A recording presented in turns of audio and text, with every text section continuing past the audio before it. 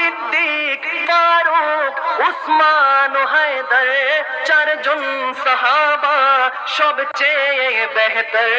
সিদ্দিক, ফারুক, উসমান ও হায়দার, চারজন সাহাবা সবচেয়ে বেহতর, কারণ তাদের দিলে আছে আল্লাহর পয়গম্বর। সবাই নারায়ে তাকবীর, আল্লাহু আকবার, জোরে নারায়ে তাকবীর, আল্লাহু আকবার, জোরে নারায়ে রিসালাত ইয়া রাসূলুল্লাহ।